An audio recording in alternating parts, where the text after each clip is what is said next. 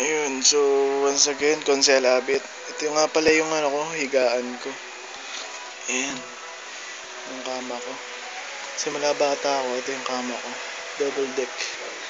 Ayan, tagal ko naging kama to. Ayan. So yun. Ayan, ito yung kama ko dati. Hindi ko alam kung payaman ba talaga sa global. Kaya yun mo sinasabi na marami kang kita, marami kang pero pag uwi mo ng bahay, ganito mo, makikita mo. Diba? So, So, ito pa. Tignan mo naman, ang gulo-gulo. Oh, gulo-gulo. Ang gulo-gulo ng kwarto ko. So, ewan ko kung payaman ba talaga sa yung global. Gusto ko na nga mag-quit eh. Kasi ito naman yung namin, baha. Hindi ko alam kung saan matutulog.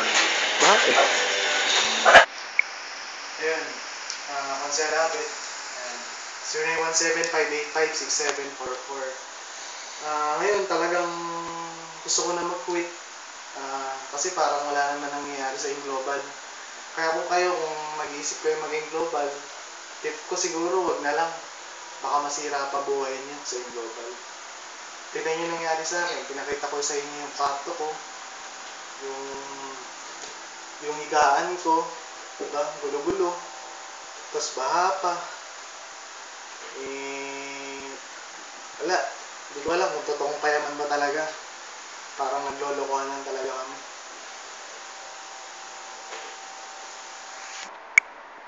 Ayun. Sobrang lungkot ko talaga. Consel Abit. Grabe.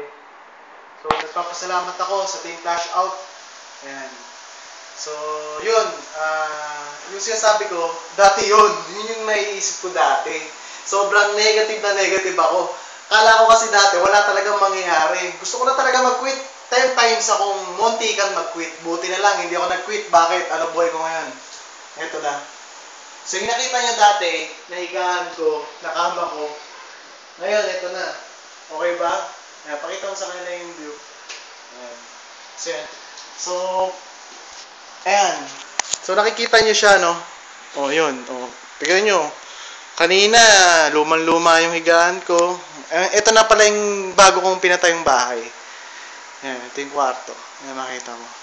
Actually, hindi pa siya masyadong tapos, no? Ginagawa pa rin siya. Ayan, no? Ayan yung mga, ginagawa pa rin mga cabinets namin. Ayan. So, yun, yung ceiling. Ceiling pa lang, ha? 100,000 na. Ayan. Yung flooring, laminated flooring, nasa 30,000. Okay? So, maganda rito, ang taas, hindi ka nababahain. Di ba? Ayan, hindi nakita eh. Madilim eh. Bukas na lang ng umaga. Tapos, maganda rito, may saging dito pag nagutom ka. Pwede ka kumain. So, yan. So, yun. Ayan, nakita mo, hindi pa masyadong tapos. Ginagawa pa rin yung kitchen namin. Pero excited ako kasi nakita mo naman yung buhay namin dati, di ba? Ayan. So, yan. Ayan. Ilaw pa lang, oh. So, yun yung buhay na naghihintay sa'yo. Ito yung CR, hindi pa masyadong tapos din. Nice pa. Ayan. Ayan. Kompleto rin yan. Ayan, lahat. So, yun. So, once again, Consel Abit, manatiling mangarap, dream big, kahit anong hirap, tuloy-tuloy lang. Huwag kang titigil kasi itong naghihintay sa iyong buhay. Kung ngayon, walang sumasali sa'yo, kung ngayon, masyadong talagang iniisip mo na hindi talaga payaman sa iyong global, nagkakamali ka. Ngayon lang yan, pinagdaanan ko yan, maniwala ka sa akin. Huwag ka lang titigil. Kasi ako naniniwala, tuwing naiisip mong titigil ka na, kinabukasan, doon ka makakuha ng agila. Sino yung agila? Yun yung tao magpapayaman sa'yo. So once again, sinasabi ko sa inyo, huwag kayong titigil. Tuloy-tuloy lang. At doon sa mga nagdududa pa rin, na nag-iisip pa rin kung mag-join ba sila o hindi, nako, huwag nyo na pagdudahan pa. Join na. Try nyo lang. Sabi ko nga, sa buhay, subok-subok lang. Pag di ka sumubok, kung ano ka ngayon, ganun ka pa rin bukas. At papayag ka ba na habang buhay, ganyan ang buhay mo? Na dahil sa 7980, papayag ka na ganyan. Pero kung sawa ka na sa buhay mo, gusto mo ng pagbabago, try mo lang, subukan mo. Hindi ka mamamatay sa 7980, sabi ko nga eh. pero pwedeng ikabago ang buhay mo at ng mga pamilya mo.